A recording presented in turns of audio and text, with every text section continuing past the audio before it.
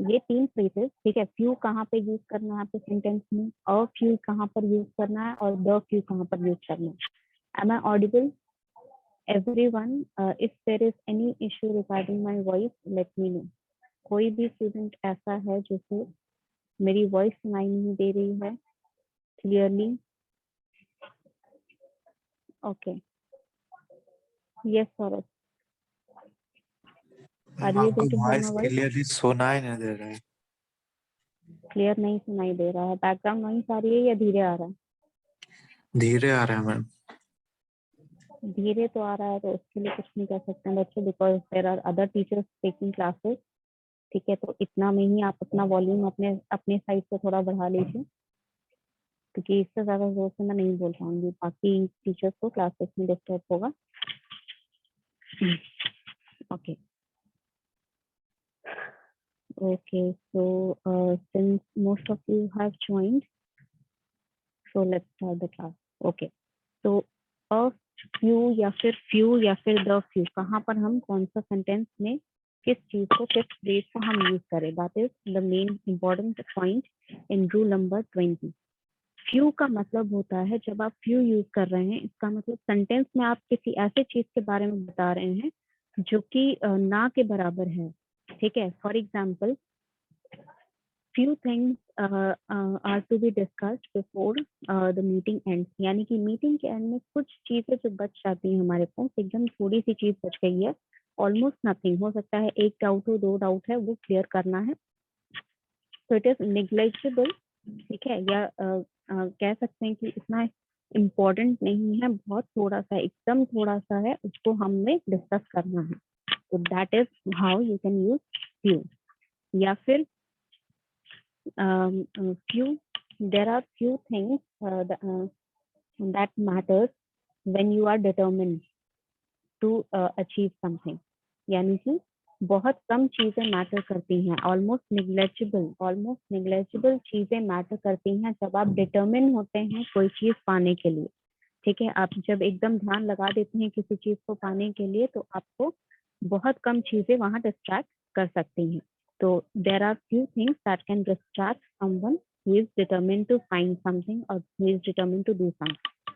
तो फ्यू का यूज आपको समझ में आ गया होगा, नहीं आया तो चैट बॉक्स में लिख दीजिए या फिर हैंड रेज कर दीजिए। नेक्स्ट थिंग, अ फ्यू कहाँ पर यूज होता है? अ फ्यू का जब यूज करते हैं आप सेंटेंस में, इसका मतलब कुछ ना कुछ पॉजिटिविटी दिखा रहे हैं सेंटेंस में, ठीक है। जैसे मान लीजिए आपने बहुत जगह देखा होगा कि इंटरव्यू में आपसे पूछा जाता है, एक आधा ग्लास पानी आपके सामने रख दिया जाता है, ये पूछा जाता है कि आधा ग्लास भरा हुआ है या आधा ग्लास खाली है। बहुत कॉमन था, बहुत सारे इंटरव्यूअर्स इस क्वेश्चन को करते थे इंटरव्यूज के दौरान। तो ये सारी चीजें जो होती हैं, यहाँ पर क्या होता है, यहाँ पर आपको पॉजिटिविटी दिखानी होती है, तो क्लास जो है वो आधा भरा हुआ है, ये आप शो करेंगे सेंटेंस में अ फ्यू वाले फ्रेज के थ्रू, ठीक है। अ फ्यू जब आप यूज कर रहे हैं, इसका मतलब थोड़ी सी चीज है आपके पास, लेकिन वो पॉजिटिविटी शो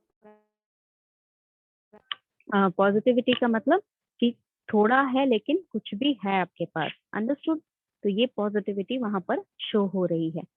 फॉर एग्जाम्पल, अगर मैं इसका सेंटेंस में यूज करती हूँ, तो सेंटेंस में इसका एग्जाम्पल होगा कि मान लीजिए कि there are a few moments from my life that I can remember which helped me achieve all the things that I have now। मतलब मेरी लाइफ में ऐसे कुछ मोमेंट ऐसे हैं जिसने मुझे हेल्प किया, जहां पर मुझे बहुत हेल्प मिली, जो वो सारी चीजें पाने के लिए जो मुझे पानी थी, ठीक है।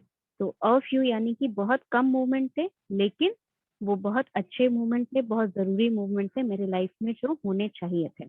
तो it represent positivity in your structure. Meaning में सिर्फ आपका सेंटेंस अफर्मेटिव नहीं हो रहा है, ठीक है, सेंटेंस अफर्मेटिव नहीं, आपका मीनिंग भी पॉजिटिव होना चाहिए, ठीक है। ऐसा नहीं है कि आप सेंटेंस में अगर नॉट यूज कर रहे हैं तो वो गलत है, ठीक है, ऐसा कुछ नहीं है। सेंटेंस में आपका पॉजिटिविटी दिखाना चाहिए, ठीक है, मीनिंग जो है उसमें पॉजिटिव मीनिंग शो करना चाहिए आपका, then you can say that you are using a few correctly in the sentence. ठीक है, और एक एग्जांपल अगर मैं बोलूं तो a few things that are important, there are a few things that are important to achieve a goal. ठीक है, कुछ चीजें होती हैं जो इम्पोर्टेंट होती हैं किसी भी गोल को अचीव करने के लिए। तो वो कुछ चीजें जो हैं वो आपकी पॉजिटिव वे में कन्वे हो रही है मैसेज, और at least something, there are few things that you have to remember. बहुत कम है लेकिन वो चीजें होनी चाहिए आपके पास। Understood? Next thing is the few. The few कब आप यूज करते हैं? द फ्यू आप यूज करते हैं जब आपके पास जो भी थोड़ा बहुत है, ठीक है, वॉट एवर देयर इज, ठीक है, जो भी थोड़ा मोड़ा है उसके बारे में जब आप बात करते हैं, ठीक है, the few things, the few advices that, the few advice that I had from my teachers were helpful in my future or helpful in achieving my goal. ठीक है, जो थोड़ा मोड़ा एडवाइस मुझे मिला था मेरे टीचर्स से वो मेरे लिए गोल अचीव करने के लिए इम्पोर्टेंट था, अच्छा था, जरूरी था। ठीक है, तो this is your use of few, a few and the few. Is there any doubt regarding anything else? Rule number 20 में कुछ भी डाउट है तो यू कैन आस्क।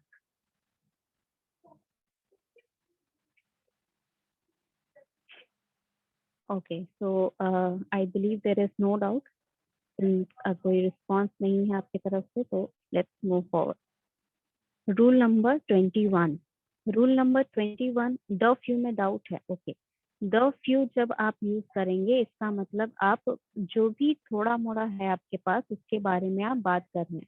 ठीक है, the few things that you have to remember to be attentive, to be a good student. ठीक है, तो द फ्यू यानी whatever there is. Whatever there is का मतलब क्या, कि वहां जो भी कुछ है, ठीक है, वही आपके लिए यूजफुल है या वही आपके लिए जरूरी है। ठीक है, the few points that I had was used for buying food. ठीक है, जो थोड़ा मोड़ा मेरे पास पॉइंट्स था वो मैंने यूज कर लिया खाना खरीदने के लिए।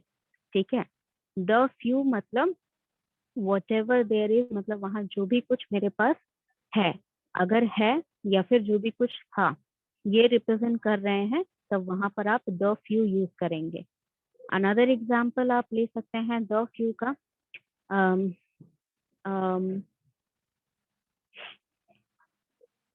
the few resources you have, you should utilize it very carefully. जो भी थोड़े मोड़े रिसोर्सेज आपके पास हैं, मान लीजिए कि बहुत सारे लोग हैं जिनको बहुत सारी तकलीफों से गुजरना पड़ता है, तो जो भी कुछ रिसोर्सेज आपके पास हैं, ठीक है, उन्हीं को यूज करिए और उन्हीं से आप आगे बढ़ेंगे।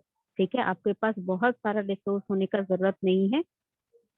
whatever you have, it is enough or it should be enough for you to make to achieve your goal.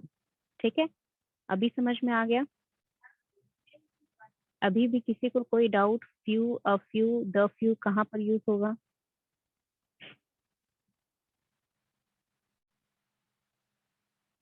Okay, तो yes Manish. Ma'am the few एक बार और बताइए। बच्चे द फ्यू जो है आपका, द फ्यू तब यूज होता है जब आप जो भी कुछ आपके पास है, ठीक है, थोड़ा सा है लेकिन जो भी कुछ है वही काफी है आपके लिए। ठीक है, या वही चीज आप यूज कर रहे हैं। ठीक है, वट एवर देयर इज यहाँ पर जो लिखा हुआ है, इस फ्रेज का मतलब होता है कि जो भी कुछ आपके पास, ठीक है, मान लीजिए कि मुझे पेंटिंग बनानी है और मेरे पास सिर्फ रेड कलर है और ब्लू कलर है और एक पेपर है और एक ब्रश है, सिर्फ इतनी ही चीजें हैं मेरे पास। तो the few supplies that are have, I will use it to make a beautiful drawing. ठीक है, तो मुझे जो भी वहाँ पेंटिंग या मेक अ ब्यूटीफुल पेंटिंग, तो मैं पेंटिंग करने के लिए मेरे पास जो भी रिसोर्सेज वहाँ मौजूद हैं, दो ही कलर हैं, एक ब्रश है, एक पेपर है, उसी से मैं पेंटिंग करूंगी, वही मैं यूटिलाइज करूंगी अपना पेंट बनाने के लिए। ठीक है, आई होप ये सिंपल एग्जाम्पल से आपको समझ में आ गया होगा। डिफरेंस मैं सेम एग्जाम्पल से अगर आपको समझाना चाहूँ सेम एग्जाम्पल से अगर मैं डिफरेंस समझाना चाहूँ, फ्यू का मतलब होता है ऑलमोस्ट नथिंग, ठीक है। तो अगर मेरे पास दो कलर हैं, ठीक है, दो शेड के कलर हैं, एक पेंट ब्रश है और एक शीट ऑफ पेपर है, ठीक है। अगर मैं फ्यू इसमें यूज करूंगी, ठीक है, I have few supplies to make a painting, इसका मतलब क्या हुआ कि मेरे पास बहुत कम सप्लाईज है एक पेंटिंग बनाने के लिए, मुझे इससे ज्यादा चाहिए होंगे। अ फ्यू का मतलब होता है पॉजिटिविटी दिखाना कि at least I have a few supplies that will be used to and that can be utilized to make a painting, कि एटलीस्ट मेरे पास ये कुछ सप्लाईज है, दो कलर तो कम से कम मेरे पास है, मैं मिक्स करके नया तीसरा कलर बना सकती हूँ, या अलग अलग रेशियो में मिक्स करके इन्हें अलग अलग शेड्स बना सकती हूँ, बाउंड्रीज बना सकती हूँ, कुछ भी करके इसी से मैं पेंटिंग बना सकती हूँ। The few का मतलब होता है whatever there is. The few things she had, the few supplies she had, she made a beautiful painting out of it. जो भी कुछ उसके पास था, दो कलर के शेड थे, एक ब्रश था, एक शीट था, उसी से उसने एक बहुत अच्छी पेंटिंग बनाई। अभी समझ में आया? फटाफट रिप्लाई करिए, अभी समझ में आ गया सबको?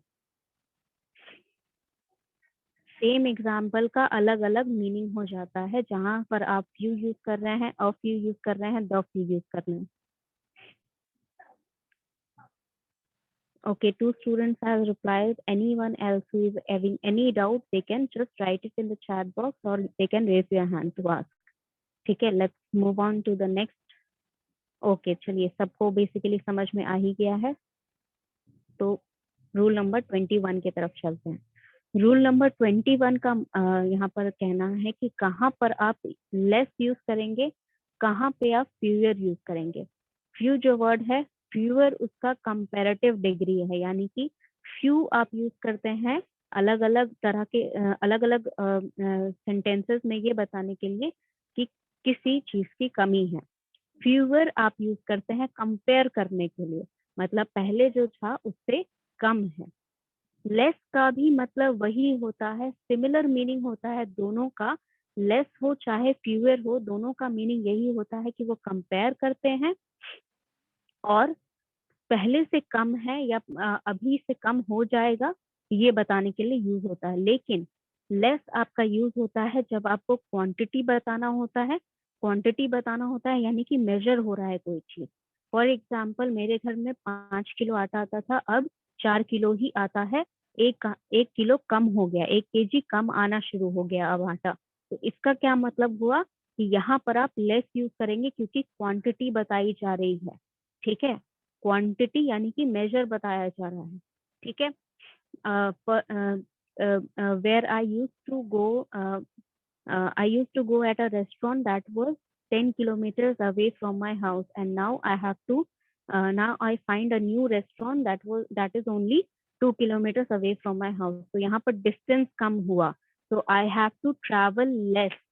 तो यहाँ पर जब आपका डिस्टेंस यानी कि क्वांटिटी कम हुआ, तो यहाँ पर मेजर जो कर रहे थे, डिस्टेंस मेजर कर रहे थे, तो वो क्वांटिटी कम हुआ, तो उस केस में आप लेस यूज करेंगे।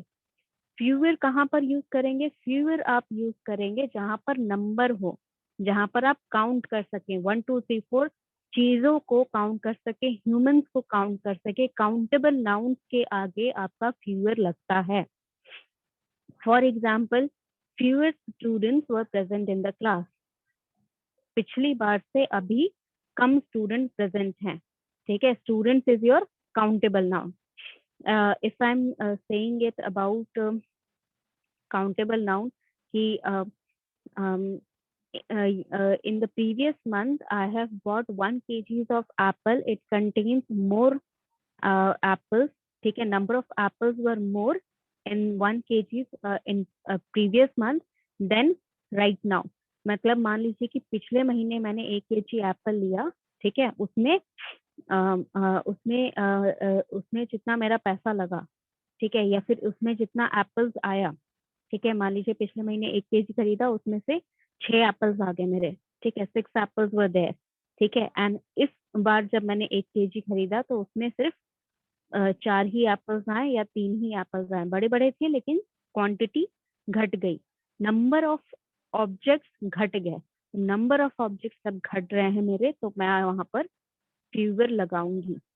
ठीक है, let's take a look at the example. यहाँ एग्जांपल में 4 सेंटेंसेस हैं। जहां पर लेस नहीं यूज करना है वो भी सेंटेंस गिवन है, जहां पर फ्यूअर नहीं यूज करना है वो भी सेंटेंस गिवन है। so let's take a look at it. no less than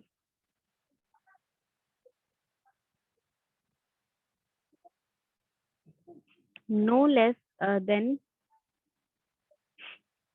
yes no less than 40 students were selected। तो 40 स्टूडेंट्स आपका काउंटेबल नाउन है। ठीक है, काउंटेबल नाउन है यानी कि आप काउंट कर रहे हैं उन्हें, 40 स्टूडेंट्स आप काउंट कर रहे हैं वहां पर।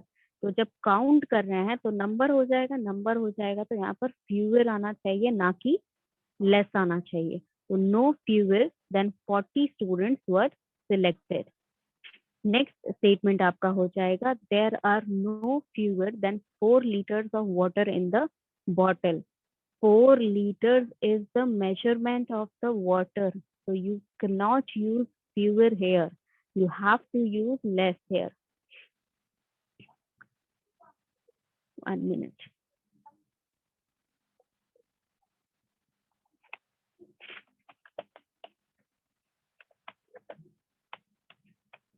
बार बार मैं बता रही हूँ कि डिस्प्ले नेम में आप roll number,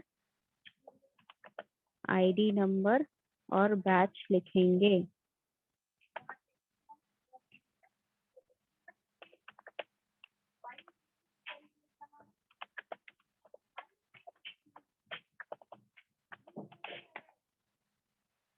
okay, so yes, as I was telling कि नेक्स्ट जो एग्जांपल है हमारा बॉटल, लीटर ऑफ वाटर जो हम बोल रहे हैं। तो यहाँ पर लीटर यानी कि मेजर कर रहे हैं हम वाटर को, तो क्वांटिटी बताई जा रही है, तो क्वांटिटी में आप हमेशा लेस लिखेंगे। There are no less than 4 litres of water in the bottle. ठीक है, जैसे मैंने जो एप्पल वाला एग्जांपल दिया था, अगर मैं मान लीजिए कि दिसंबर में मैंने 2 केजी एप्पल खरीदे, ठीक है, और मैंने जनवरी में सिर्फ 1 केजी एप्पल खरीदा, तो इस केस में मेरा केजी डिफरेंस कर रहा है, यानी कि मेरा क्वांटिटी डिफर कर रहा है।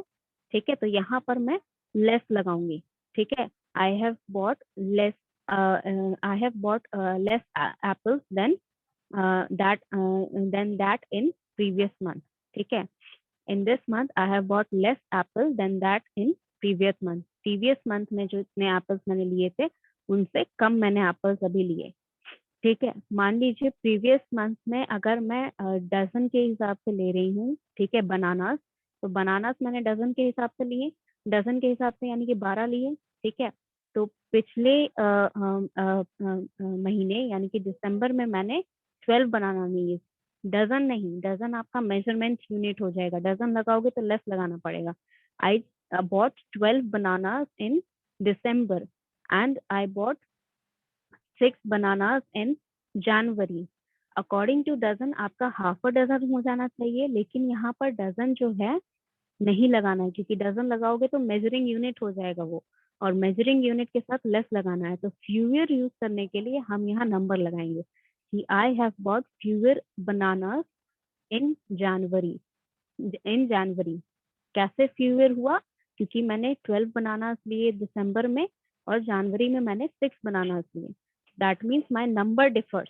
ठीक है, मेरा जो नंबर है वो डिफरेंट हो गया। तो in that sense we have to do what? We have to use fewer in that case। Rule number 21 में किसी को भी कोई doubt?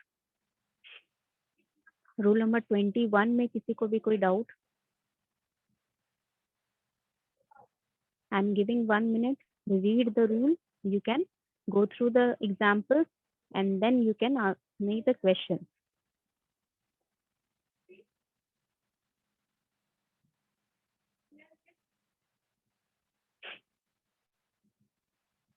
Okay, most of you have understood, so let's move forward to the next rule। Rule number 22। Rule number 22 is similar to rule number 20। Rule number 20 में आपको few का use करना बताया था कि किस फ्रेज के साथ किस सेंटेंस में आप फ्यू यूज करेंगे। यहाँ पर आप लिटिल, अ लिटिल या द लिटिल, इन तीनों में से कौन सा यूज करेंगे फ्रेज सेंटेंस में, वो हम देखेंगे। Rule number 22। In rule number 22, little जो होता है उसका मतलब होता है hardly any, similar meaning to few. ठीक है, हार्डली एनी यानी कि कुछ भी नहीं है, बस थोड़ा सा ही है। ठीक है, मान लीजिए कि आपने जो भी खाना आपको दिया गया है उसमें से सब कुछ खा लिया है, बस थोड़ा सा टुकड़ा आपका रोटी का बच गया है, दैट रिप्रेजेंट लिटिल। ठीक है, if you look at the example, यहाँ पर मैं पहले बता दूं एक चीज कि there is little hope of her recovery, ये इनकरेक्ट सेंटेंस में नहीं, मीनिंग में इनकरेक्ट है। ठीक है, मीनिंग में कैसे इनकरेक्ट है, क्योंकि मीनिंग क्या कन्वे करना चाह रहा है यहाँ पर राइटर, मीनिंग ये कन्वे करना चाह रहा है कि वो जो लड़की है उसके बचने की थोड़ी सी चांसेस अभी भी है। ठीक है, हमें उम्मीद नहीं खोनी चाहिए, अभी भी थोड़ी चांसेस हैं कि वो बच जाएंगी।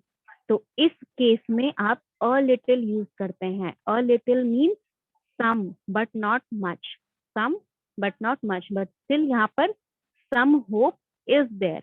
so there is a little hope of her recovery का मतलब ये हुआ कि अभी भी थोड़ी उम्मीद है कि वो बच जाएगी।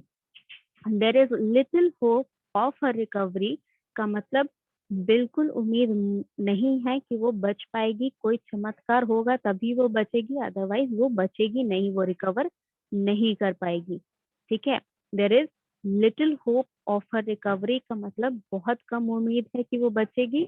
there is a little hope of her recovery मतलब अभी भी कुछ उम्मीद है कि वो बच जाएगी। ठीक है, दोनों सेंटेंस ग्रामेटिकली करेक्ट हैं।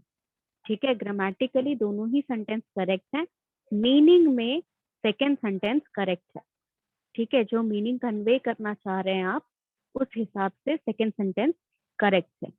ठीक है, मान लीजिए जिसका होप नहीं रहता है, जो बहुत एकदम एंड में अपनी सांसें गिन रहा है, बस उसको नहीं रिकवर कर सकता है, वो डॉक्टर कोई हेल्प नहीं कर सकते हैं उसकी, तो उस केस में आप फर्स्ट स्टेटमेंट यूज करेंगे, there is little hope of her recovery.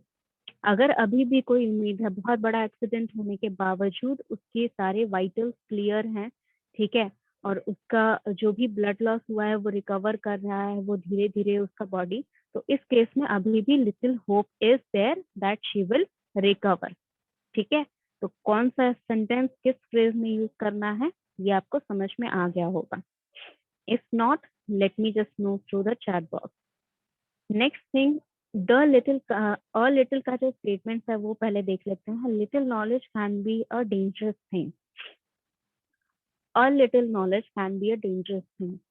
Again both sentences are correct grammatically, but semantically, semantically यानी कि मीनिंग के हिसाब से आपका जो little knowledge can be a dangerous thing, इसका मतलब होता है कि बहुत कम नॉलेज। ठीक है, इस little knowledge can be a dangerous thing का मतलब क्या होता है कि थोड़ा बहुत नॉलेज जो आपके पास है वो आपके लिए डेंजरस हो सकता है, आपके लिए चाहे किसी और के लिए डेंजरस हो सकता है। आपके पास इन डेप्थ नॉलेज किसी भी सब्जेक्ट के ऊपर होना चाहिए, या फिर आपके पास अच्छे खासा नॉलेज होना चाहिए before you make any judgement. ठीक है, तो इस केस में क्या होता है, अ लिटिल नॉलेज जो होता है ये रिप्रेजेंट करता है कि आपके पास इतना नॉलेज है कि आप खुद को समझते हैं कि आप बहुत ज्यादा जानते हैं और आप उसको यूटिलाइज कर सकते हैं। लिटिल नॉलेज रिप्रेजेंट करता है कि आपके पास ना के बराबर नॉलेज है, ना के बराबर मतलब अनपढ़ किस्म के नॉलेज है आपके पास। और उस केस में अनपढ़ मतलब ये नहीं कह रही हूँ जिसके पास लाइफ का भी एक्सपीरियंस नहीं है, उसे भी इंक्लूड कर रही हूँ। ठीक है, मान लीजिए कोई किसी भी तरह का उसको एक्सपीरियंस नहीं है, ना उसे कोई काम ढंग से करना आता है, ना उसे कोई सब्जेक्ट में नॉलेज है, उसके लिए little knowledge can be a dangerous thing sentence correct है। Little knowledge, a little knowledge वाला जो स्टेटमेंट है, यानी कि स्टेटमेंट 2 जो है यहाँ पर, ये उन लोगों के लिए है जिनके पास हो सकता है कि लाइफ में कुछ लेसन उन्होंने सीखा हो, पढ़ना नहीं जानते, लिखना नहीं जानते, फिर भी उन्हें उनके पास लाइफ के कुछ लेसन हो सकता है जिन्हें लाइफ के पास कोई लेसन नहीं हो, फिर भी वो पढ़े लिखे हैं, इसीलिए उनके पास कुछ नॉलेज है। तो ये कुछ नॉलेज जो होता है, जो इतना नॉलेज कि आप डिसीजन ले सकते हैं, उस नॉलेज के बारे में यहाँ पर बात हो रही है। तो करेक्ट मैसेज जो जाना चाहिए वो आपका स्टेटमेंट 2 से जाएगा। अ little knowledge can be a dangerous thing. Understood? Now let's move on to the next one. The little knowledge refers to not much but all there is. ठीक है, बहुत ज्यादा नहीं लेकिन थोड़ा सा जो भी है। ठीक है, little water that is in the bottle may be used for the child. ये सेंटेंस ग्रामेटिकली एक तरह से आप कह सकते हैं ये गलत ही है। ठीक है, क्योंकि जो मैसेज कन्वे करना चाहता है वो मैसेज नहीं हो रहा है, और ये ग्रामेटिकली फिट नहीं बैठ रहा है यहाँ पर। तो सेकेंड सेंटेंस जो करेक्ट है that is the little water that is in the bottle may be used for the patient. इसका मतलब कि बॉटल में जितना भी पानी बचा है, 1 घूंट हो 2 घूंट हो, कितना भी पानी बचा है, वो पेशेंट को थोड़ा हेल्प मिल सकता है, उससे पेशेंट को हमें दे देना चाहिए। ठीक है, एनी डाउट इन रूल नंबर 22? रूल नंबर 22 में किसी को भी कोई डाउट?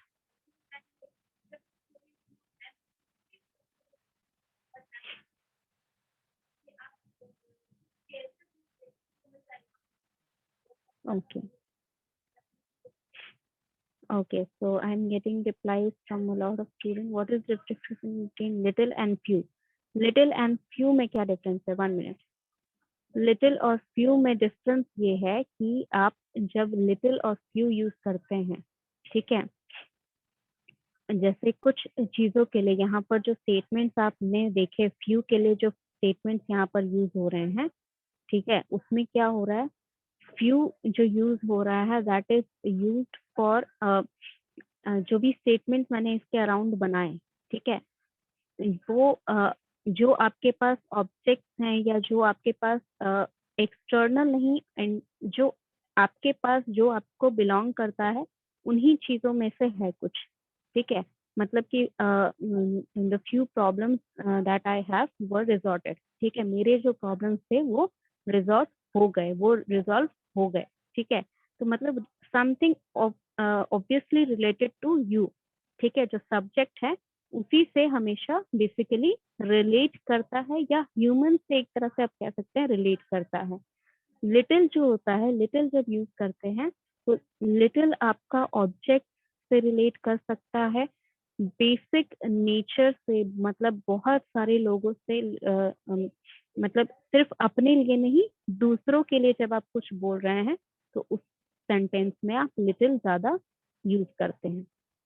ठीक है, it is just the meaning that is to be conveyed. बहुत ज्यादा फ्लेक्सिबल है ये रूल, मैं पहले बता दे रही हूँ, कोई ऐसा रूल नहीं है स्पेसिफिक कि आप लिटिल की जगह फ्यू यूज नहीं कर सकते हो, फ्यू की जगह लिटिल यूज नहीं कर सकते हो। बस एक अननोन या अनसेड रूल है, ऐसा कहा नहीं गया है, बट बेसिकली इस टाइप का रूल फॉलो होता है। जब आप खुद के ऊपर कुछ बोलते हैं तब आप फ्यू यूज करते हैं, जब आप किसी और के ऊपर कुछ बोल रहे हैं तो आप लिटिल यूज करेंगे, किसी और के ऊपर या जनरल सबके ऊपर। ठीक है, yes, okay. Any one else who is having any doubt? Kritika, बच्चे अगर कोई डाउट है तो आप चैट बॉक्स में लिख सकते हो। बार बार हैंड रेस कर रहे हो और जब तक मैं अनम्यूट कर रही हूँ आप हैंड लोअर कर ले रहे हो। या तो थोड़ा देर रुको जब हैंड रेस कर रहे हो तो, या फिर आप चैट बॉक्स में लिख दो। Yes Jaya. Ma'am uncountable nouns के साथ भी तो द लिटिल या अ लिटिल, मतलब लिटिल का यूज करते हैं ना अनकाउंटेबल नाउन्स के साथ। अनकाउंटेबल नाउन्स के साथ, that depends on your context. अगर आपका मैसेज वैसा है जिसमें इस टाइप का रेफरेंस, ठीक है, जिसमें इस टाइप के मैसेज जाने हैं, थोड़ा बहुत ज्यादा, थोड़ा, ठीक है, बहुत ज्यादा नहीं लेकिन थोड़ा, इस टाइप का अगर मैसेज जाना है तो अनकाउंटेबल, काउंटेबल नाउन ऐसा स्पेसिफिक मेंशन नहीं है कि काउंटेबल ही यूज होगा या अनकाउंटेबल ही यूज होगा। जो एग्जैक्ट मीनिंग है, ठीक है, वहां पर आप यूज कर सकते हैं। ठीक है। मैम वाटर या फिर ऑयल के साथ हम फ्यू तो यूज नहीं करते हैं किसी भी केस में, या कर सकते हैं? फ्यू आपका वाटर के साथ यूज हो सकता है, बट उतना ज्यादा यूज नहीं हो सकता। एज आई सेड कि ऐसा कोई स्पेसिफिक रूल नहीं है, ठीक है। लेकिन बोलते बोलते लोग जो हैं वो कभी भी बहुत ज्यादा यूज नहीं करते हैं। जैसे if you want a glass of water, तो हम बोलते हैं कि can you, I am very thirsty, can you give me some water. तो वहां पर सम या फिर एनी का यूज होता है बेसिकली बहुत ज्यादा, ठीक है। जहाँ पर लिटिल का यूज होता है, लिटिल का यूज बहुत ज्यादा केसेस में होता है जहाँ पर आपके पास कुछ मटीरियलिस्टिक थिंग है, ठीक है, जो आपको यूज करनी है। जैसे यहाँ पर फ्यूअर वाले जो केस है, ठीक है, इसमें आप देख रहे हैं कि यहाँ पर काउंटेबल ही नाउन यूज होना चाहिए क्योंकि कंपेयर हो रहा है। तो यहाँ पर स्पेसिफाई किया हुआ है कि नंबर रहना चाहिए, तभी आप फ्यूअर यूज कर सकते हैं। लेकिन ऐसा कुछ स्पेसिफाइड नहीं है कि फ्यू या फिर अ फ्यू या फिर द फ्यू आप यूज नहीं कर सकते। क्योंकि यहाँ पर एग्जाम्पल में अगर आप देखें तो फ्यू वाला जो 20 रूल नंबर का एग्जाम्पल है, few women are free of fault. Fault जो है, फॉल्ट का मतलब होता है गलती, ठीक है। बहुत कम ऐसी विमेन है जो जिसमें जो गलती नहीं होती है या जिसकी गलती किसी जगह नहीं होती है, ठीक है। तो इस केस में आपका नेगेटिव थॉट्स आ रहे हैं, तो यहाँ पर इसीलिए अ फ्यू नहीं लगा है। That is why sentence 1 is incorrect. तो यहाँ पर ये जो थॉट प्रोसेस है, ठीक है, यहाँ पर फॉल्ट जो है, फॉल्ट आपका काउंटेबल नाउन नहीं है, फॉल्ट आपका एब्स्ट्रैक्ट नाउन है, ठीक है। गलती जो होती है, गलती आपका एब्स्ट्रैक्ट नाउन है, वो आपका फीलिंग है, आपने कोई गलती की, आपने रिग्रेट कर रहे हैं या सॉरी बोल रहे हैं या फिर फॉरगिवनेस हो रहा है, ठीक है। तो ऐसा कोई स्पेसिफिक रूल नहीं है कि आपको बट मैम काउंटेबल यहाँ फ्यू जो है करना है। वो वुमेन के लिए यूज हुआ है ना, फॉल्ट के लिए तो नहीं। Few women are free of fault, ठीक है। तो फ्यू वुमेन, जैसे मैंने जो एग्जांपल आपको दिया, फ्यू क्वेश्चंस का एग्जांपल है, फ्यू सप्लाईज का एग्जांपल है, ठीक है। मैं कह रही हूँ कि आपके पास स्पेसिफिक रूल नहीं है, लेकिन बोलते बोलते बहुत सारे जगह आप देखेंगे कि ऐसा काउंटेबल नाउन के ही साथ यूज होता है। बट कोई ऐसा स्पेसिफिक या स्ट्रिक्ट रूल नहीं है कि आपके पास काउंटेबल नाउन के ही साथ यूज करना है। That okay is ma'am. What I am trying to tell, ठीक है। ओके वो मैं कह रही हूँ कि ऐसा कोई स्ट्रिक्ट रूल नहीं है कि उसी के साथ ही यूज करना है, लेकिन मोस्टली बहुत सारे केसेस में भाई, मोस्ट काउंटेबल ऑफ के द ही साथ केसेस में यूज। ऐसा होता है। हाँ बिल्कुल, most of the cases, most of the sentence आपके जो बनेंगे वो काउंटेबल नाउन के ही साथ बनेंगे, ठीक है। Okay ma'am, thank you. Okay, anyone else? The little एक बार और समझा दे, ठीक है, बिल्कुल समझा देते हैं। द लिटिल जो आपका यूज होगा, that is again the few जिसके लिए यूज हुआ था, सेम चीज यहाँ पर भी, not much but all there is. बहुत ज्यादा नहीं है लेकिन जितना भी है। The little the little food that we have to give it to the children to feed. जो थोड़ा बहुत खाना बचा था हमारे पास, वो हमें बच्चों को देना पड़ा उन्हें खिलाने के लिए। ओके, द लिटिल मतलब नॉट मच, मतलब बहुत ज्यादा नहीं है लेकिन थोड़ा बहुत है अभी भी हमारे पास, उसको हम यूज कर सकते हैं अपने लिए, किसी और के लिए, वट एवर केस। अभी समझ में आया? Can we move up to the next tool, या अभी भी किसी को कोई डाउट है?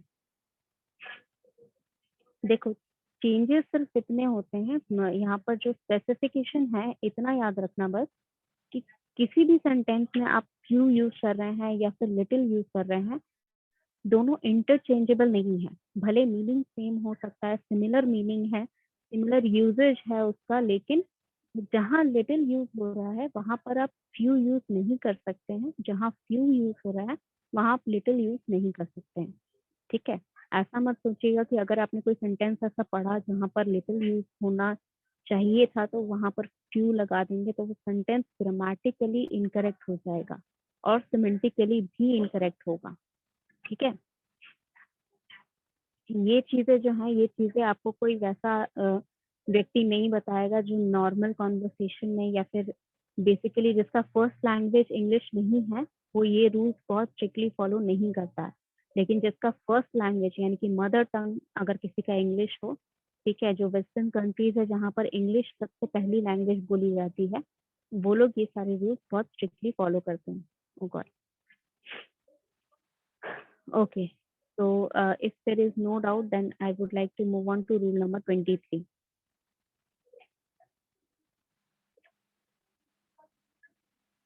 Okay, so let's move on to rule number 23. Rule number 23 जो है, ये आपको डिफरेंस बताता है कि कहाँ पर आपको एल्डर यूज करना है, कहाँ पर ओल्डर यूज करना है.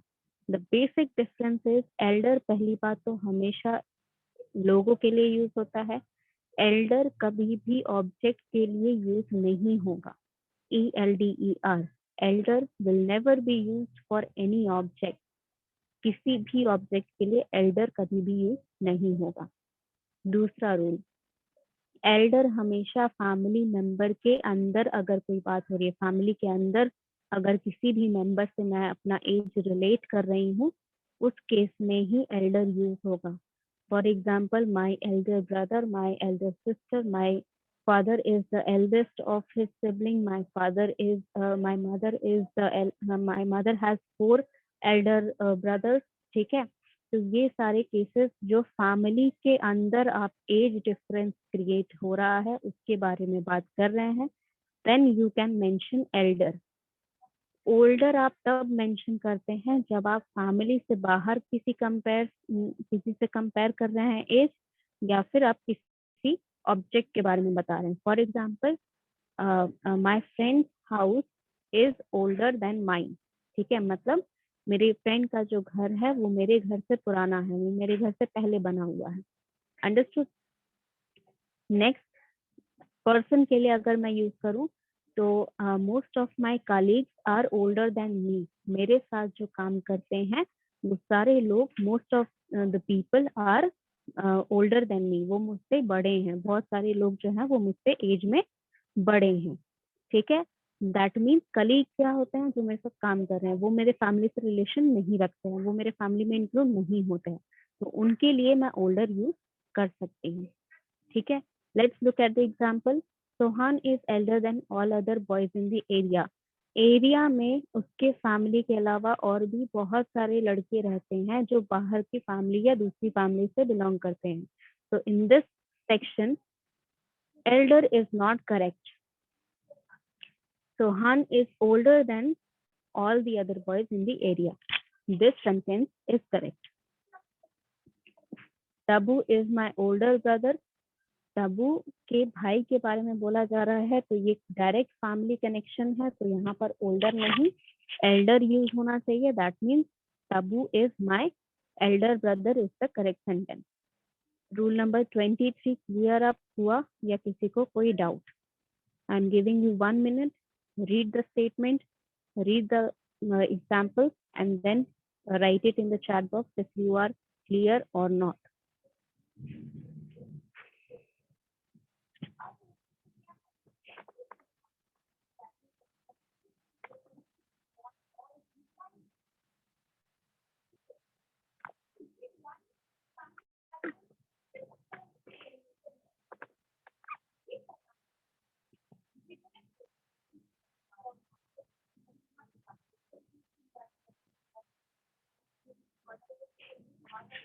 Okay, so let's move on since most of you are clear on rule number 23.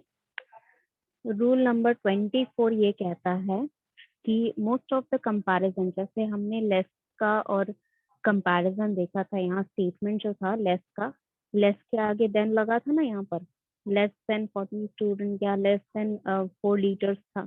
ठीक है, तो जो भी नॉर्मल कंपैरिजन होते हैं सेंटेंसेस में, ठीक है, वहां पर मोस्ट ऑफ द केसेस में देन लगता है.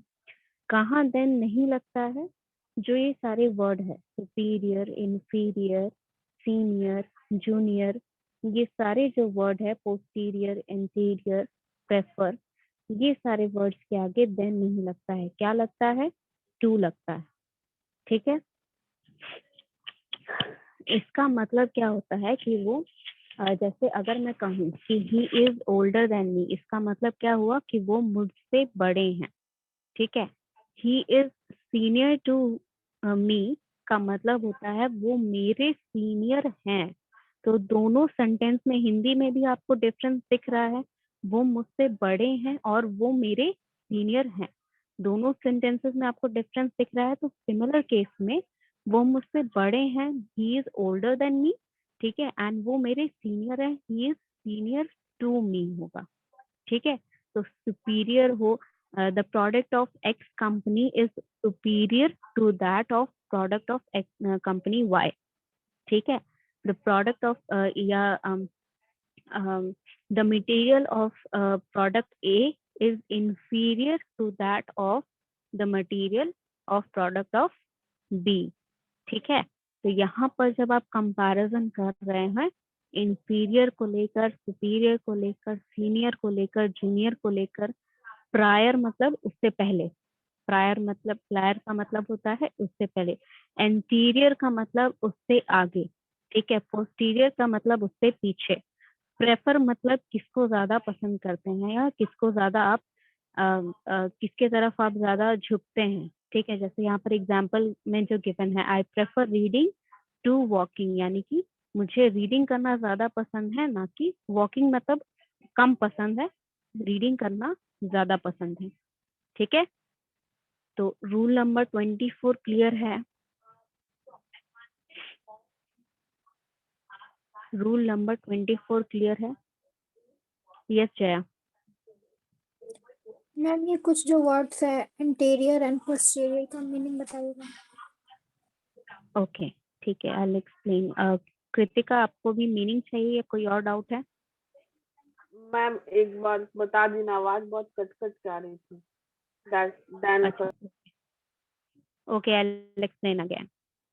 ठीक है, तो यहाँ पर पहले तो मैं मीनिंग बता देती हूँ, ठीक है। सुपीरियर का मतलब होता है कि जो ज्यादा अच्छा है या जो आगे जो ज्यादा बेहतर है, ठीक है। सुपीरियर का मतलब if he is superior to me का मतलब हुआ वो मुझसे ज्यादा बेहतर है, ठीक है। इंफीरियर का मतलब जो आपसे नीचे हैं या जो आपसे कम अच्छे हैं, ठीक है। जैसे इंफीरियर वाला जो मैंने एग्जांपल जैसे दिया, ठीक है, product of company X is superior to that of company Y, मतलब कंपनी एक्स का जो प्रोडक्ट है वो कंपनी वाई के प्रोडक्ट से ज्यादा अच्छा है, ठीक है। इंफीरियर मतलब कि एक्स का प्रोडक्ट ए का जो मटेरियल है वो प्रोडक्ट बी के मटेरियल से ज्यादा खराब है या ज्यादा खराब है, ठीक है। इंफीरियर का मतलब होता है खराब होना, ठीक है, उससे ज्यादा अच्छा नहीं है, वो उससे खराब है। सीनियर मतलब पोजीशन में, ठीक है, प्रोफेशनल पोजीशन में वो मुझसे ऊपर है, ठीक है। जैसे अगर मैं जूनियर मैनेजर हूँ तो मेरी सीनियर मैनेजर एक होंगे, तो सीनियर का मतलब वो मुझसे ऊपर है, ठीक है। ही इज माई अथॉरिटी, ठीक है, मुझे उनको जवाब देना पड़ता है। जूनियर मतलब मैं उनकी जूनियर हूँ, ठीक है, जो सीनियर मैनेजर है उनकी जूनियर हूँ मैं, तो मुझे उनसे जाके पूछना पड़ता है या मुझे वो ऑर्डर दे सकते हैं, ठीक है। प्रायर का मतलब जो पहले, ठीक है, prior to coming here I have visited a lot of places, मतलब यहाँ आने से पहले मैं बहुत जगह जा चुकी हूँ, ठीक है। या फिर prior to this I would have opted to choose reading, ठीक है। अभी से पहले या अभी के सिचुएशन से पहले मुझे अगर चॉइस मिलता तो मैं रीडिंग चूज करती, ठीक है। नेक्स्ट इन एंटीरियर, एंटीरियर का मतलब जो आपके सामने है, ठीक है, जो आपके सामने है, ठीक है। All the all the facts about the product X is anterior to us, ठीक है, मतलब वो सारे हमारे आगे हैं, हमारे सामने वो सारी चीजें रखी गई हैं। पोस्टीरियर मतलब all the functions all the functions that were happening had the preparation were posterior to that, मतलब पोस्टीरियर यानी कि पीछे हुआ था, उसका जो फंक्शन हो रहा है उसकी प्रिपरेशन जो है वो बैक स्टेज हुई है, यानी कि उसके पीछे हुई है, आपके आंख के सामने वो सारी चीजें नहीं की गई हैं। पोस्टीरियर टू अस मतलब हम अगर ऑडियंस हैं तो हमारे पीछे से वो सारा प्रिपरेशन किया जा रहा है, ठीक है। या फिर अगर इस तरह रखा जाए कि anterior to coming here all the preparation were made for my welcome, मतलब मेरे यहाँ आने से पहले ही जितने भी मेरे वेलकम के लिए एक पार्टी का प्रिपरेशन हो गया। Posterior to coming here I have prepared my PPT, यहाँ आने से पहले मैंने अपना PPT प्रिपेयर कर लिया है। ठीक है, I hope interior and posterior तक सारे क्लियर हो गए हैं। प्रेफर मतलब कि जो मुझे ज्यादा पसंद है, पसंद मुझे वॉकिंग रीडिंग दोनों है। यहाँ पर जो एग्जाम्पल गिवन है I prefer reading to walking का मतलब ये हुआ कि रीडिंग और वॉकिंग दोनों ही मुझे पसंद है, लेकिन रीडिंग से वॉकिंग से ज्यादा मुझे रीडिंग पसंद है। I prefer reading to walking का मतलब कि दोनों ही पसंद है, लेकिन अगर मुझे चूज करने के लिए बोला जाए या फिर मुझे अगर ऑप्शन मिले तो मैं रीडिंग ज्यादा करूंगी, वॉकिंग कम करूंगी। ठीक है, any other doubt regarding anything? और रूल जो है, रूल नंबर 24 ये कहता है कि ये सारे जब वर्ड्स यूज होते हैं, superior, inferior, senior, junior, prior, anterior, posterior, prefer, इनके आगे ये कंपैरिजन के लिए यूज होते हैं और हमेशा इनके आगे टू लगता है, देन नहीं लगेगा, कभी भी इनके आगे टू लगेगा। This is the rule of 24 number rule, यही कहता है। ठीक है, यही चीज वहां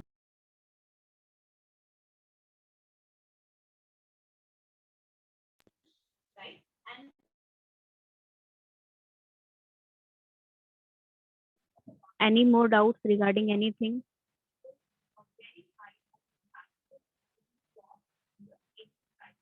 roll number sorry rule number 24 पे किसी को और कोई डाउट है? ओके, तो if still you are having any doubt in roll number 24 तो आप मुझे पूछ सकते हैं। ठीक है, I am moving on to the next rule. Next rule जो है रूल नंबर 25 जो है, यहाँ पर आपका जो कंपैरिजन किया जा रहा है। ठीक है, जब कंपैरिजन आप करते हैं, मान लीजिए कि आपके पूरे क्लास में किसी एक यस बच्चे अभी है टाइम आपके क्लास ओवर होने में। ठीक है, I am still teaching you. ठीक है, अभी आज 3 और रूल बचे हैं, आज ये खत्म कर लेंगे, उसके बाद ये फाइल मैं आपको आज सेंड कर दूंगी। Before I move on to next rule, ये भी बताना जरूरी है इसलिए मैं बता देती हूँ, आज जो आपका रूल ये सारा खत्म हो जाएगा, मैं फाइल भेजूंगी। नेक्स्ट क्लास यानी सैटरडे को आपको डाउट क्लास होगी, मतलब जिस भी रूल में आपको कोई भी डाउट होगा वो आप मुझसे सैटरडे को पूछ सकते हैं। सेकेंड थिंग, जितनी एक्सरसाइजेस में क्वेश्चन है, यहाँ पर नीचे आप देख पा रहे हैं, यहाँ पर एक्सरसाइज के क्वेश्चन गिवन है, तो ये क्वेश्चंस आपको सॉल्व करके मुझे देने होंगे नेक्स्ट सैटरडे से पहले। नेक्स्ट यानी कि अगली क्लास हमारी सैटरडे को होगी, उसके अगले वीक के सैटरडे तक मुझे आपको मुझे वो एक्सरसाइज सॉल्व करके देनी है। ठीक है, कैसे देनी है? Let me right it in the chat box.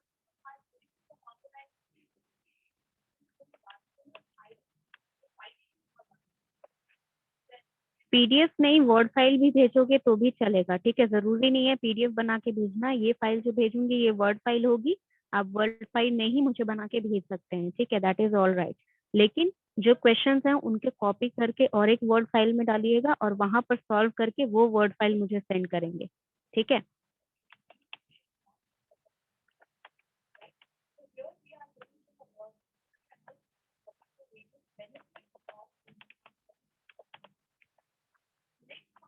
Yes, ये ईमेल आईडी है मेरी akansha@image.in। इस ईमेल आईडी पे आप वो पीडीएफ मुझे सेंड सॉरी वर्ड फाइल मुझे सेंड करेंगे। ठीक है, एक्सरसाइज करने के बाद, एंड सब्जेक्ट में आप जो ईमेल मुझे करेंगे उसके सब्जेक्ट में नेम,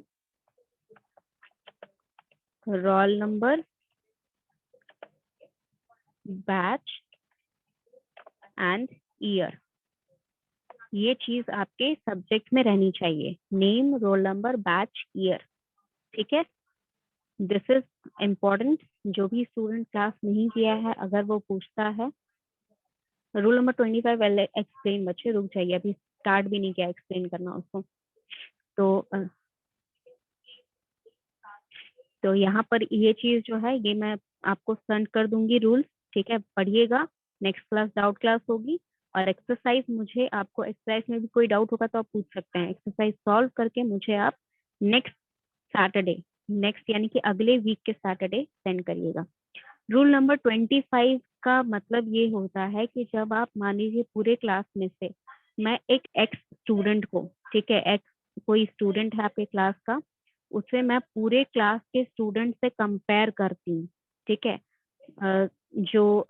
मतलब मान लीजिए कि एक्स एक स्टूडेंट है आपके क्लास का, उसे मैं बाकी स्टूडेंट से कंपेयर कर रही हूँ कि X is more responsive student then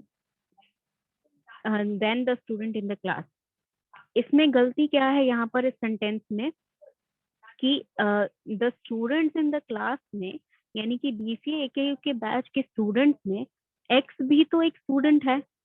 अगर आप ही के क्लास का कोई स्टूडेंट है तो एक्स को मैं कंपेयर कर रही हूँ स्टूडेंट से, तो उस number of student in BCA AKU class X वहीं पे बिलोंग करता है। तो अगर मैं एक्स को वाई से कंपेयर करती हूँ then it is all right, X को जेड से कंपेयर करती हूँ then it is all right. X को एक्स से कैसे कंपेयर करूंगी मैं? एक ही इंसान को आप उसी इंसान से कैसे कंपेयर कर सकते हो? अगर ह्यूमंस में नहीं समझ में आ रहा है तो मैं मटेरियल में बताऊं। अगर मान लीजिए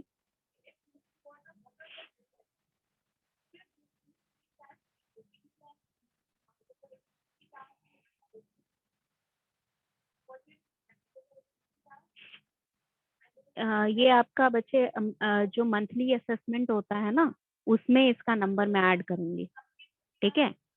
ये मंथली असेसमेंट जो आपके होते हैं उसमें मैं ऐड करूंगी। जो अभी असाइनमेंट में दे रही हूँ आपको, एक्सरसाइज करने के लिए दे रही हूँ, वो आपका मंथली असाइनमेंट में ऐड करेगा। यस, एमआरक्यू में ऐड होगा आपका। ओके, तो यहाँ पर मैं कहना ये चाह रही हूँ, मान लीजिए आपका गोल्ड है, ठीक है। अगर मैं ये कहती हूँ कि gold is precious than any metal, यहाँ पर एनी मेटल में सिल्वर आ सकता है, स्टील आ सकता है, आयरन आ सकता है, एल्यूमिनियम आ सकता है, प्लैटिनम आ सकता है, गोल्ड भी तो आ रहा है। एनी मेटल मतलब दुनिया का कोई भी मेटल। एनी मेटल का मतलब क्या? दुनिया का कोई भी मेटल, और उसमें गोल्ड भी तो आता है। तो गोल्ड को आप गोल्ड से कैसे कंपेयर कर सकते हो? गोल्ड को आप सिल्वर से कंपेयर कर सकते हो, गोल्ड को प्लैटिनम से कंपेयर कर सकते हो, गोल्ड को आप आयरन से कंपेयर कर सकते हो। गोल्ड को गोल्ड से कैसे कंपेयर करोगे? तो इसका कहने का इतना ही मतलब हुआ कि जब मैं गोल्ड को बाकी मेटल से कंपेयर कर रही हूँ तो मुझे ये स्पेसिफाई करना होगा कि बाकी मेटल्स में से मैंने गोल्ड निकाल दिया है। कैसे स्पेसिफाई करूंगी? बाकी मेटल के आगे अदर्स लगाकर। Gold is precious than more precious than any other metal. बाकी गोल्ड को छोड़कर जो बाकी मेटल हैं उससे गोल्ड जो है वो सबसे ज्यादा अच्छा है। बच्चे, कैरेट कैन बी मेजर्ड, वो तो अलग डिग्री हो गया ना। अब 22 कैरेट गोल्ड को मैं 22 कैरेट गोल्ड को नहीं मेजर कर सकती हूँ। मान लीजिए मेरे पास एक बिस्किट है 22 कैरेट गोल्ड की, एक बिस्किट और एक बिस्किट है सेम साइज, सेम शेप की और सेम वॉल्यूम की 22 कैरेट गोल्ड की। क्या मैं दोनों को आपस में कंपेयर कर सकती हूँ कभी? ये कंपैरिजन की बात हो रही है, ठीक है। आप खुद को खुद से कैसे कंपेयर कर सकते हो? आप हो सकता है कि 2 महीने में आप इंग्लिश ज्यादा बोलना अच्छा सीख जाएं, ठीक है, तो आप तब ये चीज कंपेयर कर सकते हो कि 2 महीने पहले मैं मेरी इंग्लिश अच्छी नहीं थी, अभी मेरी इंग्लिश अच्छी है। ये चीज कंपेयर कर सकते हो, ठीक है। लेकिन जो क्वालिटीज होती है वो कंपेयर होती है ना। आप खुद को खुद से कैसे कंपेयर कर सकते हैं? क्वालिटीज कंपेयर करते हो, ठीक है। तो अगर मैं यहाँ पर बोलती हूँ कि she is better than any other women, कि मतलब बाकी जितनी औरतें हैं उससे शी जो है वो बेटर है, ठीक है। तो शी जो है वो बाकी अदर वुमेन में से हट गई है। सिर्फ इतना ये कहा जा रहा है कि जब आप कंपेयर कर रहे हैं तो जिस ग्रुप में से उस एक यूनिट को कंपेयर कर रहे हैं उस ग्रुप में से उस एक यूनिट को बाहर निकालना होता है। अंडरस्टूड? एक्स अगर आपकी क्लास का स्टूडेंट है तो X is much better student than any other student in this class, यानी कि आपके क्लास में जो बाकी स्टूडेंट है उनसे एक्स बेटर है। तो एक्स को मुझे बाकी स्टूडेंट्स में से बाहर निकालना है, तो इसीलिए अदर यूज होता है सेंटेंस में। अभी समझ में आया रूल नंबर 25?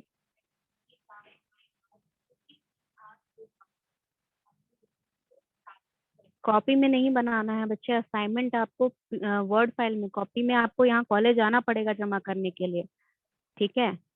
यहाँ पर ना आना पड़े इसीलिए मैं ये ऑप्शन आपको बता रही हूँ, that you have to send it in the email so that you don't have to come to college to give me the files और any copy.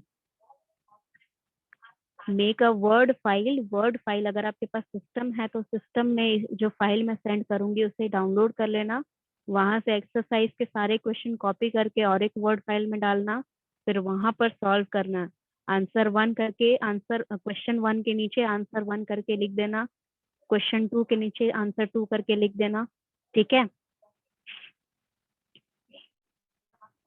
Okay 25 roll number में 25 में अगर कोई रूल नंबर 25 में how much MRQ that is not your matter, वो आपके काम की चीज नहीं है, ठीक है? जितना अच्छे से बना सकते हैं क्वेश्चन बनाइए, कितने नंबर का है ये मैटर नहीं करता है, क्योंकि यहाँ पर आपका जो है यहाँ पर फाइल नहीं बनाई जा रही है तो डेकोरेशन वगैरह के नंबर नहीं रहेंगे, सिर्फ जितने क्वेश्चन है कितने सॉल्व हुए हैं आपसे इसी का आपका नंबर मिलेगा, ठीक है?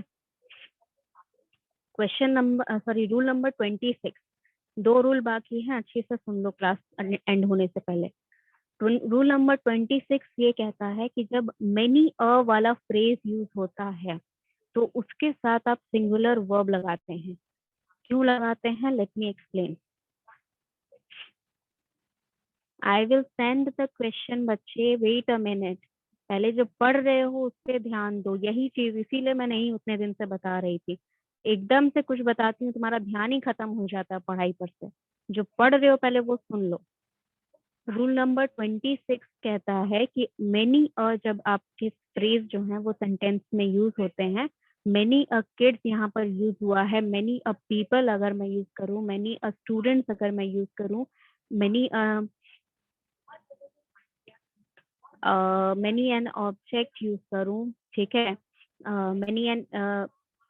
मेनी अ डायरी यूज करूँ, कुछ भी आप यूज कर सकते हैं यहाँ पर। मेनी अगर आपके फ्रेज यूज हो रहा है इसका मतलब क्या होता है कि अगर मैं स्टेटमेंट बोलूं कि many a people are taking COVID very seriously, यानी कि यहाँ पर मेनी अ पीपल प्लूरल होता है, पहले भी बताया था, do not ever forget that, many a people plural है यहाँ पर, तो मतलब बहुत सारे लोग जो हैं वो कोविड को सीरियसली ले रहे हैं, तो यहाँ पर जो आपका वर्ब होना चाहिए था वो प्लूरल होना चाहिए था, लेकिन यहाँ सिंगुलर ले रहे हैं। क्यों ले रहे हैं? क्योंकि मेनी अ क्या करता है, मेनी अ पीपल का मतलब ये हुआ, 1 मिनट,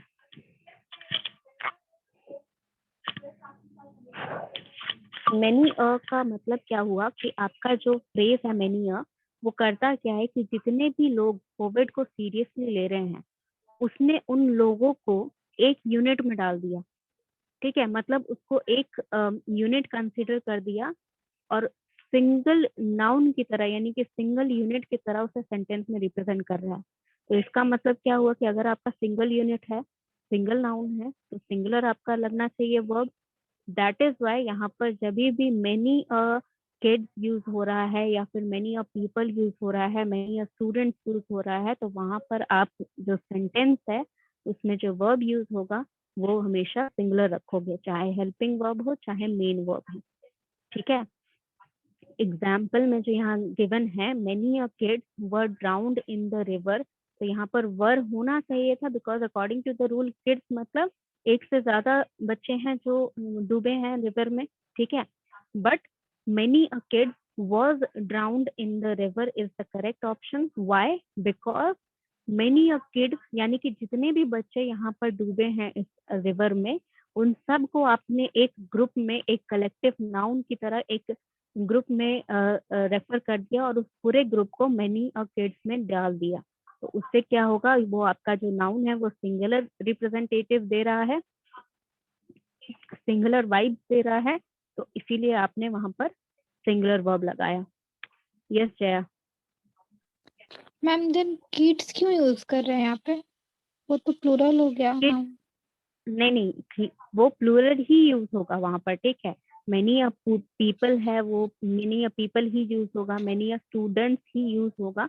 लेकिन जितने भी स्टूडेंट्स है, ये जो मेनी अ वाला फ्रेज होता है ना, इसके साथ कोई भी नाउन लगेगा वो प्लूरल ही लगेगा। लेकिन जितने भी वो नाउन है कलेक्टिवली उनको हम एक ग्रुप में डाल देते हैं, ठीक है। इसका रिप्रेजेंटेशन होता है, ठीक है।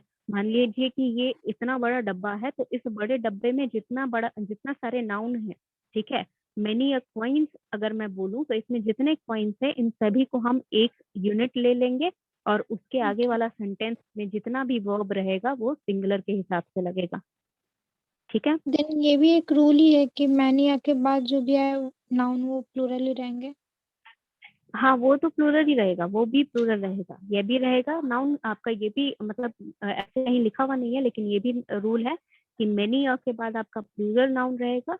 और प्लूरल नाउन के होने के बावजूद यहाँ पर, क्योंकि प्लूरल नाउन रहेगा क्योंकि यहाँ पर एक से ज्यादा लोग, हाँ, लेकिन वर्ब जो रहेगा वर्ब हमेशा सिंगुलर रहेगा इसमें, ठीक है। सिंगुलर नाउन यूज नहीं कर सकते किसी भी केस में। मैनी का हिंदी क्या होता है? मैनी का हिंदी मैं बता दूं बच्चे, बहुत लोग ऐसा कहते हैं कि आपको समुंदर में नहीं जाना चाहिए, आप डूब जाएंगे। तो बहुत लोग वाला जो आता है, या बहुत बच्चे जो होता है, बहुत वाला जो आता है स्टेटमेंट, जो भी हिंदी वाला स्टेटमेंट बहुत से स्टार्ट हो रहा है, तो वो मैनी वाला स्टेटमेंट है आपका, ओके ठीक है। Yes, okay. So cleared up with that, sorry, cleared up with that, let's move on to rule number 27, जो कि लास्ट रूल है हमारा। इसको खत्म करके फिर एक्सरसाइज के बारे में भी थोड़ा बता देती हूँ। बच्चे रुक जाइए 2 मिनट, पहले रूल पढ़ लीजिए, फिर उसके बाद बता देते हैं क्वेश्चंस कहाँ हैं, ठीक है। कहीं जादू से नहीं फेंक दूंगी मैं आपके पास क्वेश्चन, पीडीएफ फाइल है वहीं पर है क्वेश्चंस, और कहाँ है क्वेश्चन? कहाँ है क्वेश्चन? कहाँ है बोल रहे हैं? यस मनीष।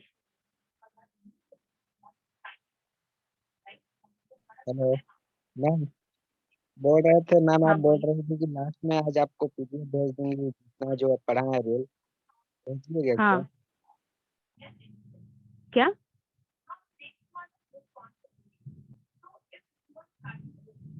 क्या बोल रहे हो बच्चे? नहीं सुने में। अच्छा मैम अच्छा। बोल रहे थे ये जो कल बोली थी ना कि लास्ट में कल भेज देंगे लास्ट क्लास के बाद, तो आज लास्ट क्लास है तो आप हाँ, पूरा भेज दीजिएगा। वो भेज देंगे बच्चे, मैं 3 बार बोल चुकी हूँ कि आज आपको मैं भेज दूंगी। Please try to listen here carefully, ठीक है। ये पीडीएफ फाइल जो है, इसी में क्वेश्चंस भी हैं, इसी में रूल भी हैं, और ये फाइल मैं आज आपको भेज दूंगी, सेंड कर दूंगी सबको, ठीक है। यस।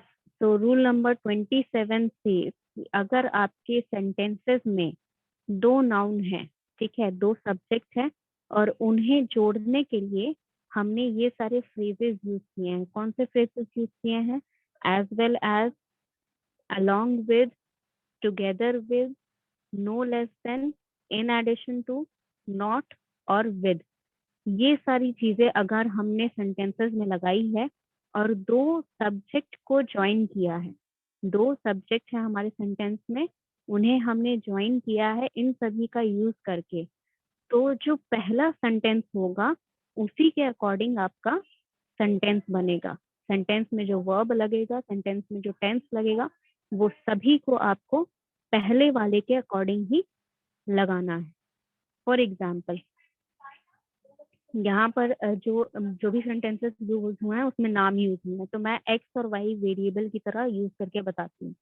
अगर मान लीजिए X as well as Y है, अलोंग विद अगर मैं यूज करूँ तो एक्स अलोंग विद वाई है, एक्स टुगेदर विद वाई है, X no less than Y है, X in addition to Y है, एक्स नॉट वाई है, या एक्स विद वाई है।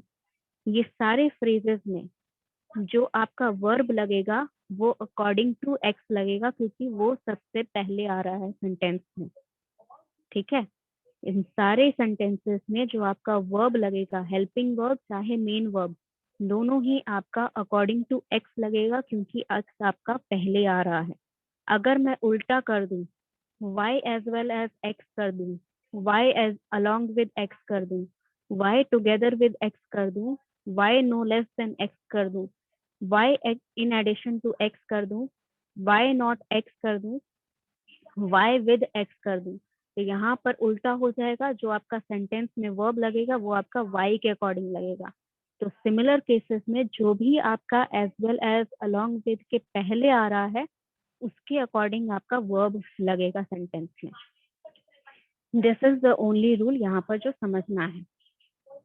एग्जाम्पल में जैसे गिवन है, Ravi as well as his 5 friends is going, ये करेक्ट सेंटेंस है। तो यहाँ पर इज इसलिए लगा क्योंकि रवि के लिए सेंटेंस पूरा बनाया गया है। ठीक है, जो सेंटेंस पूरा अकॉर्डिंग बनेगा वो रवि के अकॉर्डिंग बनेगा, फ्रेंड्स के अकॉर्डिंग नहीं बनेगा। Teachers as well as me are going to picnic, तो यहाँ पर टीचर्स आपके पहले आ रहे हैं, प्लूरल पहले लग रहा है, तो उसी के अकॉर्डिंग आपका सेंटेंस बनेगा। Teachers as well as me are, या teachers along with me are going to picnic, तो यहाँ पर जो फ्रेज यूज हो रहा है उसको टीचर्स और मी को मैंने ज्वाइन करने के लिए यूज किया, along with को। टीचर्स पहले आ रहा है तो इसीलिए आर गोइंग along with मी आएगा। रूल नंबर 27 क्लियर हो गया सबको? रूल नंबर 27 क्लियर हुआ सबको कि नहीं हुआ? Yes, okay. अगर किसी को भी डाउट है then you can ask me, अभी पूछ लीजिए।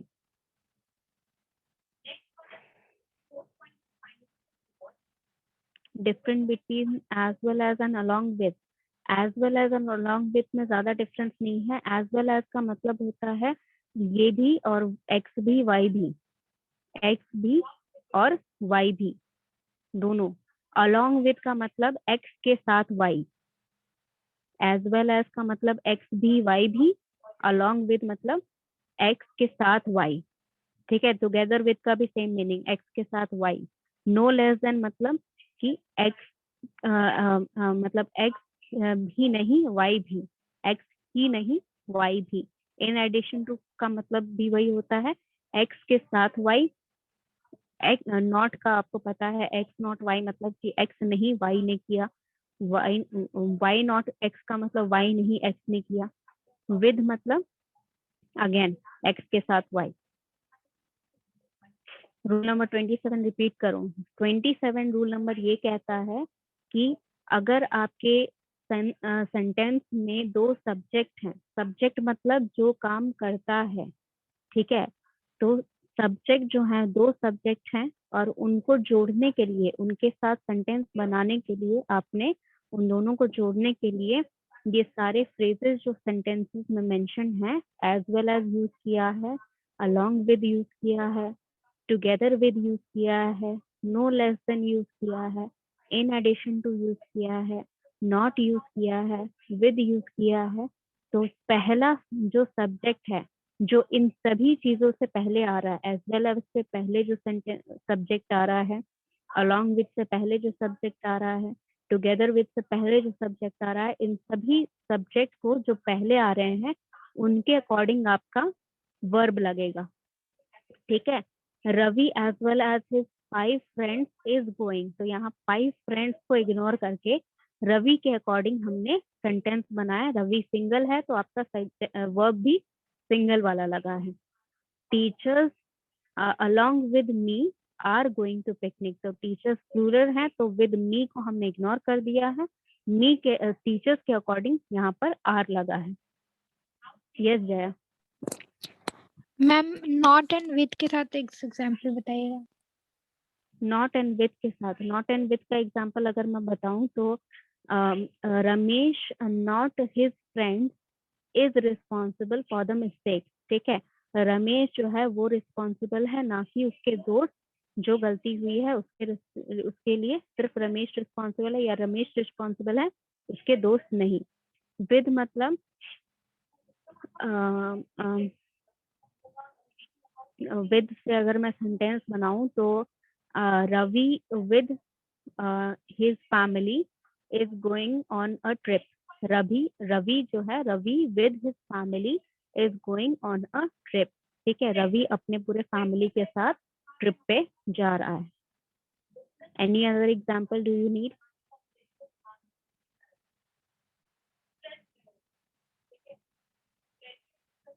यस जया.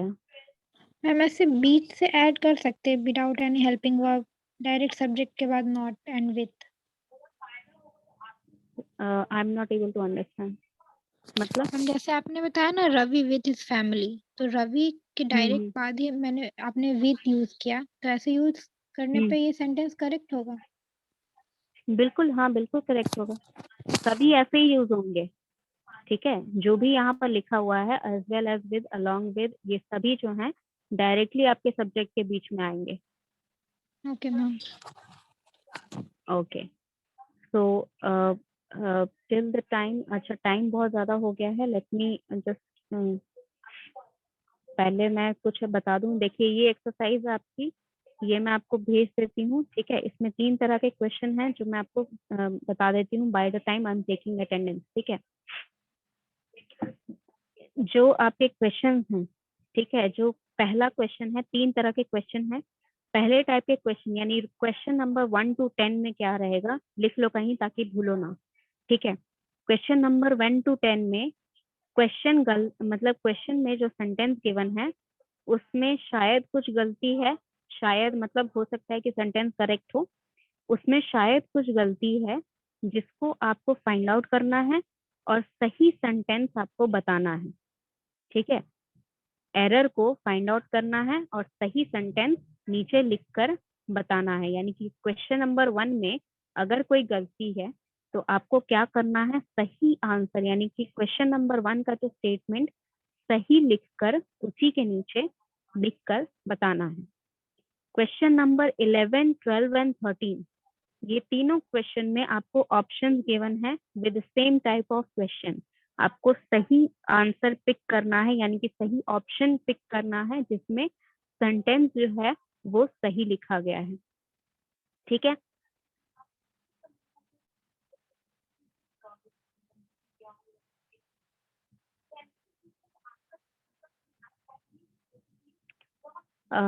ये कौन? यस सौरभ, आपका जो स्टेटमेंट है Ravi is going to picnic with his family is correct.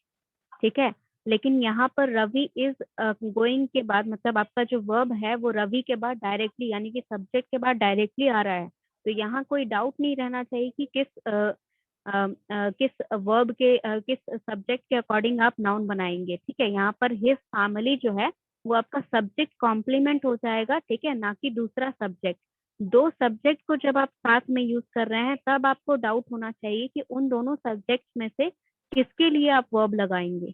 ठीक है, तो ये जो स्ट्रक्चर आपने बनाया है ये ग्रामेटिकली बिल्कुल सही है, सिमेंटिकली बिल्कुल सही है, लेकिन जो रूल है उसमें इसका कोई फर्क नहीं पड़ रहा है. ये रूल से रिलेटेड नहीं है आपका. ठीक है, यहाँ पर विद जो है, यहाँ पर विद जो है ये 2 सब्जेक्ट को जोड़ने के लिए यूज नहीं हुआ है. ठीक है बच्चे, स्क्रीन मैंने शेयर करना बंद कर दिया है इसीलिए नहीं आ रहा है. तो हाँ, अटेंडेंस हो चुका है बच्चे. But one more thing that I would like to tell before the meeting and, last के जो आपके 14 नंबर क्वेश्चन से लेकर 35 या 36 क्वेश्चन जो हैं आपके, उन सभी क्वेश्चन में जो सेंटेंस है वो 4 पार्ट में डिवाइडेड है. अभी सुन लो, दोबारा फिर पूछोगे तो मैं नहीं बताऊंगी. 14 नंबर क्वेश्चन से क्वेश्चन नंबर 35 या 38 जितना भी है उसके नीचे 4 पार्ट में आपका क्वेश्चन डिवाइडेड है. सेंटेंस 4 पार्ट में डिवाइडेड है. उसमें जिसमें एरर है उसके एक पार्ट में, मान लीजिए बी पार्ट में एरर है तो ऑप्शन आप बी सिलेक्ट करेंगे. यानी कि अगर क्वेश्चन नंबर 14 में बी करेक्ट ऑप्शन, बी जो है ऑप्शन उसमें एरर है तो आंसर नंबर 14 में बी लिखकर, बी में जो है वो लिख सकते हैं या बी लिखकर छोड़ेंगे, दैट इज द आंसर. ठीक है, कुछ क्वेश्चंस में ई ऑप्शन गिवन है जिसमें नो एरर है, यानी कि अगर सेंटेंस में कोई एरर नहीं है तो आप नो एरर चूज करेंगे. अगर नो एरर नहीं है वहां पर, ठीक है, मतलब कि आपके क्वेश्चन में नो एरर का ऑप्शन ही नहीं है, इसका मतलब वहां कोई ना कोई एरर जरूर है. ठीक है, यहाँ पर शेयर नहीं हो पा रहा है, otherwise I would have shown. ठीक है, आपको मैं भेज दूंगी फाइल आज. उसको अच्छे से देखिए, अच्छे से पढ़िए, ठीक है। रूल्स सारे पहले पढ़िए, ठीक है, क्वेश्चन बाद में बनाइएगा। रूल्स सारे पढ़िएगा क्योंकि सैटरडे को जो क्लास होगी उसमें रूल से रिलेटेड जो भी डाउट होगा वो क्लियर अप करेंगे आप। Okay, so let's end the class here, and we'll discuss further in the next class.